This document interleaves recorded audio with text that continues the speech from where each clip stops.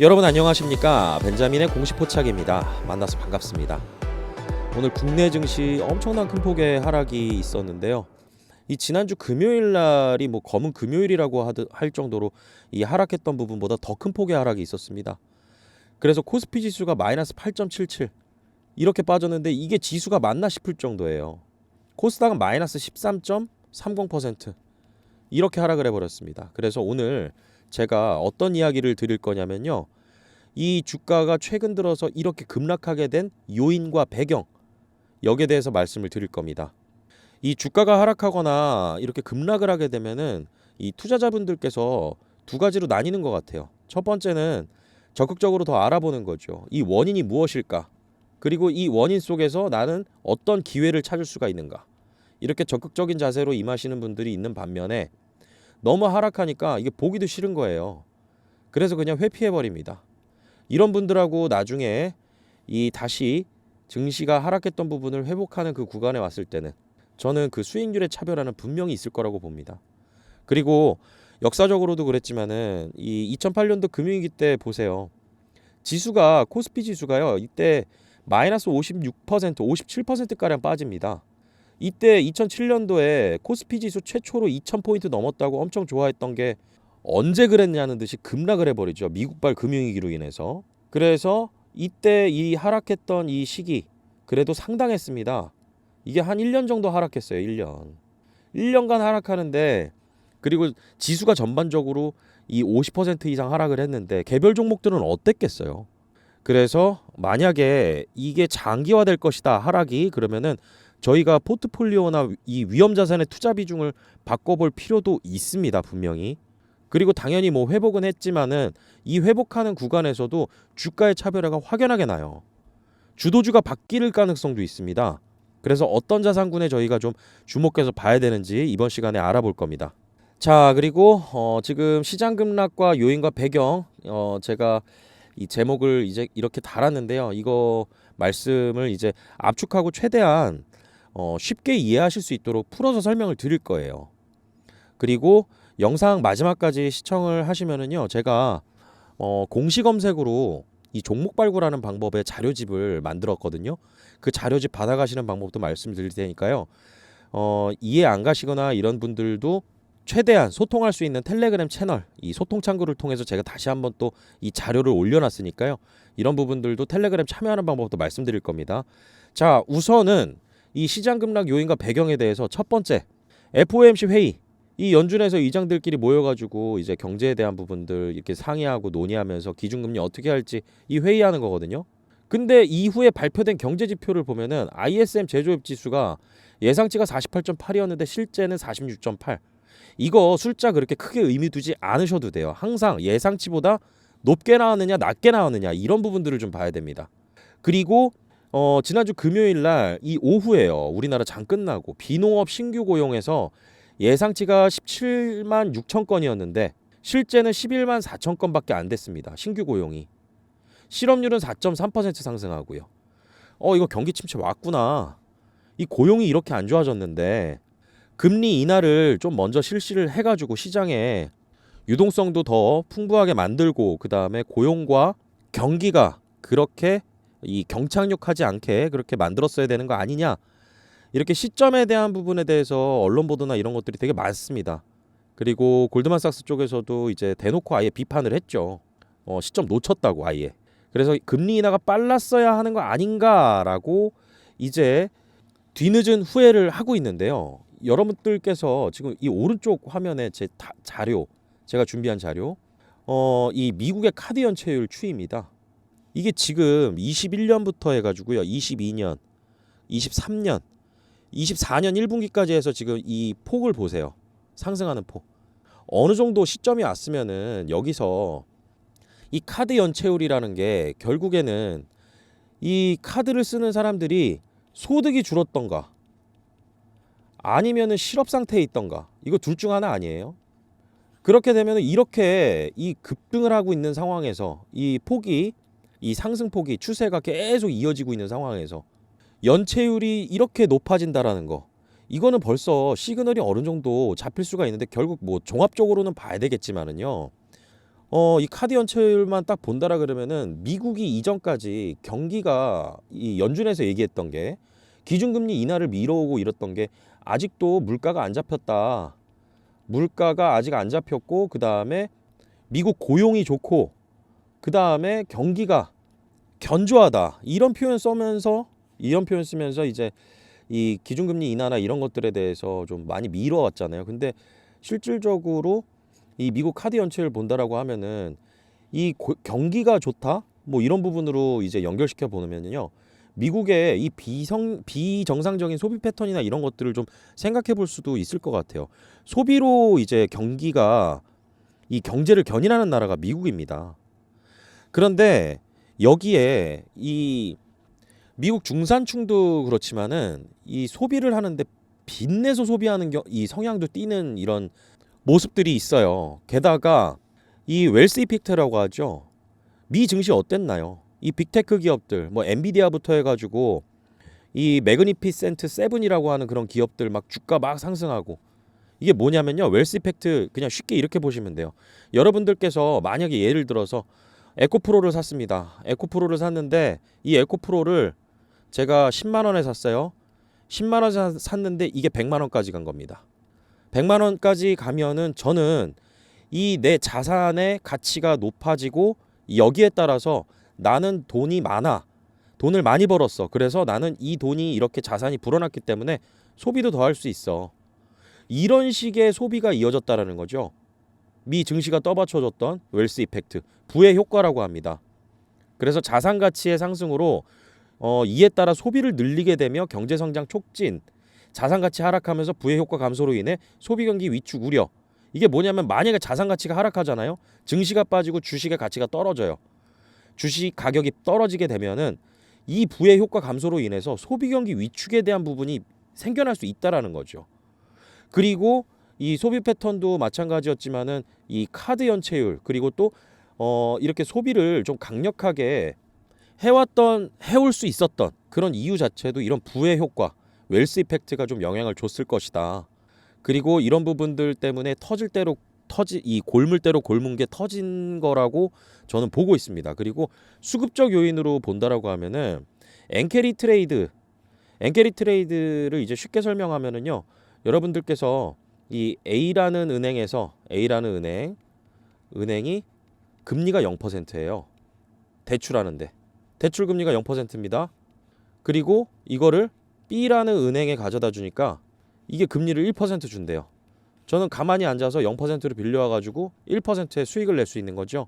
이런 비슷한 개념으로 보시면 됩니다. 그래서 일본의 이 저금리로 대출할 수 있는 이 돈들을 빌려다가 해외에 투자한 거예요. 해외에 헤지펀드 회사들이 해외에 투자를 하게 되면은 이런 해외 투자자들은 증시가 올라가게 되면은, 그리고 이 주식 가격이 올라가게 되면은 여기서 저리로 빌려온 돈으로 이 돈을 벌 수가 있겠죠. 그런데 예를 들어서 이 A라는 은행이 금리를 0%로 빌려줬었는데 이거를 0.25로 올려버린 겁니다. 이렇게 되면은 해외에 돈 빌려다가 투자했던 이 투자자들은 어떻게 할까요? 내가 투자했던 돈들을 회수하려고 하겠죠. 회수하려고 합니다. 0.25 갖다가 뭘 그래? 이렇게 개념으로 저희 개인 투자자나 아니면은 가계 경제로 보시면 안 됩니다. 돈의 규모가 어마어마하기 때문에 그래요. 그래서 이 해외에 해외에 투자돼 있던 이런 자산들, 이런 투자 자산들이 회수가 되는 거죠. 회수가 되고 다시 대출을 갚기 위해서 A라는 은행으로 몰려듭니다. 이게 일본이에요, 일본. 엔캐리 트레이드가 이런 거고요. 그러다 보니까 어떻게 되겠어요?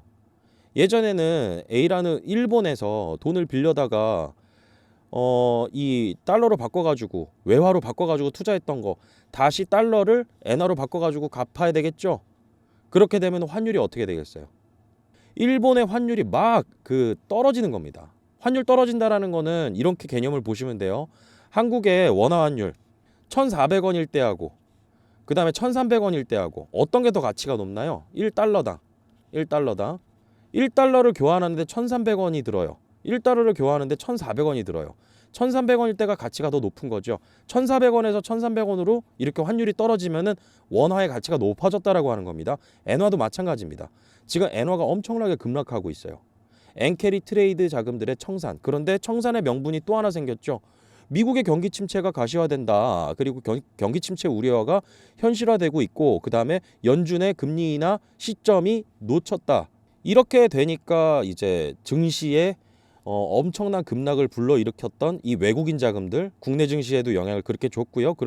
그리고 이 증시가 한창 좋을 때는 또 무슨 일이 일어나나요? 신용으로 매수합니다. 신용. 반대매매 청산당하는 거 지금 국내 증시에도 엄청나게 일어나고 있어요. 그래서 지금 여러분들께서 보셔야 되는 두 가지 지표 중에 첫 번째가 이제 엔달러 환율이 이제 하락하는 걸 좀 멈추는 걸 좀 봐야 되고요. 그리고 두 번째가 국채금리입니다. 국채금리 미 국채 10년물이에요. 10년물 금리 봐야 됩니다.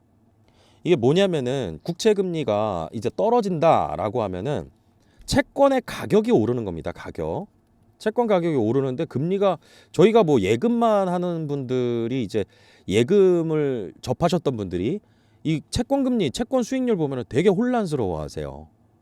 뭐냐면은 금리가 자꾸 변하거든요. 아니 금리가 어떻게 변해? 연이자 뭐 2%, 3%. 당연히 발행할 땐 연이자 일정한 금액으로 발행을 합니다. 그런데 시장에서 거래가 될 때 무엇으로 거래가 되느냐? 이 가격으로 거래가 돼요. 채권의 가격.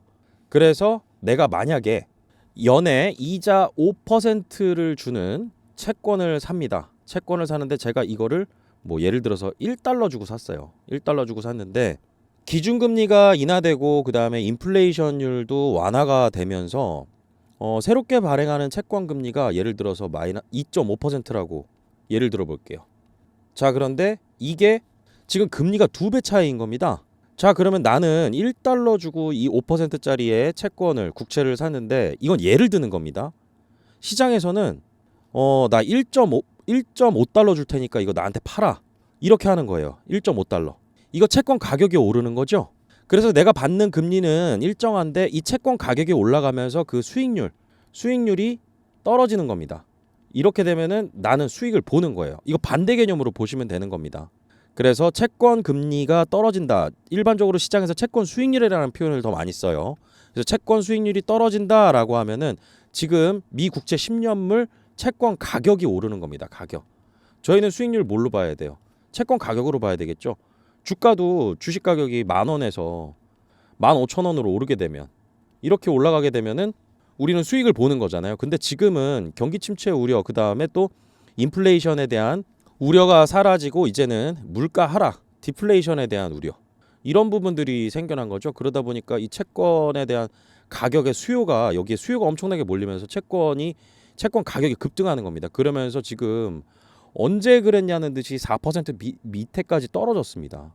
그래서 시장 상황마다 채권 가격이 언제나 채권 수익률이 높아질 때 그리고 낮아질 때 이 두 가지 시나리오가 있는데 항상 맞는 것은 아니고요. 이 경제 상황이 어떤 상태이냐 여기에 따라 지금 달라지는 겁니다. 그래서 예전에는 채권 금리가 채권 수익률이 막 이렇게 높아지면은 이거 증시가 막 하락했어요. 왜냐하면은 채권의 가격이 막 떨어지고 이거는 이 인플레이션이 아직 안 잡혔다 이런 의미로 받아들였거든요. 그런데 지금은 채권 가격이 막 하락하면서 채권 가격이 상승하면서 채권 수익률이 막 하락해요. 돈이 채권 시장에 이쪽에 쏠린다라는 얘기죠. 그렇기 때문에 이런 것들에 대해서 지금 최근의 상황에서 좀 멈추려면 이 안정화가 되려면은 엔달러 환율, 이 엔캐리 트레이드 청산이라고 합니다. 이 청산이 멈춰야 됩니다. 청산이 멈춰야 되는데 이 규모가 상당해요. 그래서 엔달러 환율이 아마도 일본 중앙은행에서 어느 정도 구두 개입은 있을 거라고 봅니다. 한국도 마찬가지였잖아요. 근데 이 부분에 있어서 하락폭이 좀 둔화되지 않는다라고 하면은 이거 증시는 계속 영향을 받을 거예요. 그리고 이런 시기에서 만약에 여러분들께 이거는 좀 앞으로 나아가는 얘기인데요. 이거 카드 연체율 이게 보이시죠? 이거 이렇게 해가지고 이 카드사하고 그 다음에 또 이게 신용 경색으로 이어지잖아요. 신용에 대한 경색으로 이어져서 금융권에 부실이 생긴다. 금융권 이렇게 번지면은 이거는 심각할 대로 이제 이 골마서 이제 터진 상황이 된 겁니다. 그럼 이때는 좀 소나기 피하는 게 저는 맞다라고 봐요. 제 경험상 그게 맞다라고 보고 그 다음에 좋은 기업들 굉장히 돈은 잘 버는데 그때 또 진주가 발견될 수가 있거든요. 그런 상황에서 돈 잘 버는 기업들은 또 주가에 차별화가 생깁니다. 그런 기업들 찾아야 되겠죠. 그래서 제가 하락장에서 좀 주목할 자산 몇 가지 정리를 해봤는데요. 이거는 좀 단기적으로 접근하는 거에 대해서 말씀을 드리는 겁니다. 우선은 엔화 가치 상승에 있어서 환율에 베팅하는 거, 이제 뭐 ETF나 이런 것들을 이용할 수가 있어요. 그리고 채권 같은 경우도 지금 가격이 단기간에 급등한 거예요. 채권 수익률이 이렇게 단기간에 하락한 거는. 그렇기 때문에 좀 올랐다라고는 보여지지만은 이럴 때 또 안전자산 이런 부분들 좀 봐야 됩니다. 그리고 인플레이션이 높아질 때 같이 올라가는 성향이 있어서 지금 디플레이션이 일어나는데 뭐 안 맞는 거 아니냐 이렇게 할 수도 있지만은 그냥 안전자산 개념으로 이게 돈이 쏠릴 때가 있습니다. 그냥. 그리고 위험자산에서는 이게 좀 중요해요. 이게 앞으로 주도주가 바뀔 가능성이 있습니다. 헬스케어하고요. 그다음에 필수 소비재, 경기 방어주. 이 방사는 지금 이 이란하고 이스라엘하고 또 전쟁에 대한 이 부분이 또 고조가 되고 있습니다. 그래서 이 방산 기업들 지정학적 리스크나 이런 부분들이 일어났을 때 실적 같은 경우는 정말로 경기하고 상관없이 막 만들어질 때가 있을 거예요. 그래서 여기에 대해서 좀 디테일한 종목의 선정이 필요할 거고요. 그 다음에 항상 중요한 거, 이 유동성. 지금 만약에 수익 구간이 좀 높은 그런 종목들이 있다라고 하면은 그 수익 실현을 빨리빨리 좀 해서 현금화 해놓는 거, 이런 것들도 굉장히 중요할 겁니다. 그래서 매수 대기 자금으로 만들어 놓는 거, 현금도 어떨 때는 투자가 될 수가 있어요. 그래서 이거는 단기적인 접근으로만 봤을 때는 지금 통화, 채권, 위험자산, 안전자산, 유동성 이렇게 해서 좀 볼 수가 있겠는데, 우선은 종목 구성이나 아니면은 자산의 배분적인 측면에서 여러분들께서 좀 잘 준비를 해놓고 싶으시다라고 하면은요, 이 위에 번호 보이시죠? 1688-6491. 저 벤자민으로 통하는 대표 번호입니다. 그래서 향후 좀 이런 종목들은 괜찮을 것이다라고 하는 주식 포트폴리오에 대한 부분들을 여러분들께서 무료로 받아보실 수가 있어요. 그리고 투자하다 보면은 이 종목은 마이너스 손실폭이 너무 커서 좀 로스컷 하기가 쉽지가 않은데 어떻게 이 종목에 대한 진단을 또 어떻게 할 수 있을까라고 고민이 되는 그런 종목들이 있으면요. 제가 영상 제작할 때도 좀 반영을 할 거고요. 그 다음에 실질적으로 여러분들께서도 이러한 자문도 좀 받아보실 수가 있거든요. 그래서 고민 종목 분석 요청 방법. 우선 구독과 좋아요 꼭 눌러주신 다음에요. 이 번호 1688-6491 이 번호로 종목 이름 발송하면요. 신청 끝입니다. 그리고 이렇게 종목을 보내주신 분들께는요. 제도권 금융회사 참투자자문입니다. 제도권 금융회사예요. 저도 여기에 자문 인력으로 등록이 되어 있고요. 문자 발송하신 분들께는 참투자자문에서 제공하는 앞으로 좀 좋은 흐름이 예상되는, 제가 아까 거기서 주식 포트폴리오에서 이제 경기 방어주 쪽이랑 그 다음에 헬스케어 쪽 말씀드렸었죠. 그리고 방산도 껴있고, 그래서 그런 종목들 중에서 지금 하락 장세에서도 좀 주목을 받을 수 있는 종목이 무엇일까, 그리고 여기에 대한 유망 종목 레포트를 무료로 제공해드리고 있습니다. 그리고 여러분들께서 이제 투자하시다 보면은 이제 공시 나오면은 좀 당황스러울 때가 많이 있으셨을 거예요. 뭐 코스모 신소재도 작년에 유상증자 발표하고 주가 엄청 급락했었잖아요. 근데 다시 다 회복했습니다. 어떤 패턴이 있어요. 그리고 이 유상증자 공시 검색만 좀 잘 하잖아요. 그러면은 종목 발굴도 여러분들께서 가능하십니다. 스스로요. 그래서 거기에 대한 자료를 제가 좀 만든 게 있어요. 제가 직접 작성한 거고요. 이 목차부터 해서 이제 짧게 핵심만 요약해가지고 좀 설명을 드렸습니다. 그래서 검색하는 방법, 그 다음에 주가에 영향을 주는 공식 키워드가 뭔지 알아보는 거. 그래서 이런 것들을 이제 검색을 하시다 보면 이 종목은 뭐지? 그리고 이 종목은 지금 상황에서 이런 공시를 냈으면은 주가에 어떤 영향을 미칠 수가 있는 거지? 라는 것들, 이런 것들을 지금 하나하나 지금 유상증자 편만 했는데요. 여기에 이제 무상증자, 그리고 또 이게 두 개가 합쳐져서 유무상증자, 전환사채, 신주인수권부사채 순차적으로 시리즈로 계속 나오게 될 예정입니다. 제가 만들어서 여러분들께 공유 드리는 거니까요. 우선은 그리고 또 주주배정이나 삼자배정하고 차이점을 확실하게 아셔야 됩니다. 그러면 공시가 나온 다음에 주가의 방향성이 두 개가 확연히 차이가 나요.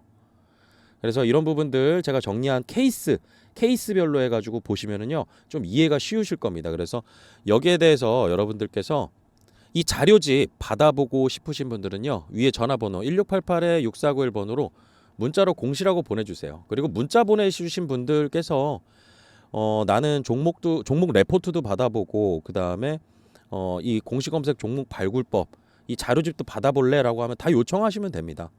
그래서 여러분들께서 이 문자를 보내주셔야 거기서 답문을 해서 저희가 보내드릴 수가 있습니다. 자, 그리고 이렇게 보내드리는 이 문자를 받아가지고 이제 보내드리는 그 이유가요. 벤자민의 공식 포착 사칭 채널들이 되게 많아요. 카카오 채널입니다. 이거 빨리 좀 없애졌으면 좋겠는데 이거 신고는 한 상태거든요. 저는 제가 텔레그램 운영하는 거 말고 카카오 채널에서는 하는 거 없습니다. 이런 거 지금 다 사칭이에요. 저를 사칭해서 가짜로 만들어진 이 채팅창이라는 거죠. 그래서 여기 뭐 711분 계시고 예전에도 한번 이런 일이 있어가지고 이거 신고해서 조치한 적이 있었거든요. 그런데 또 생겨나고 합니다.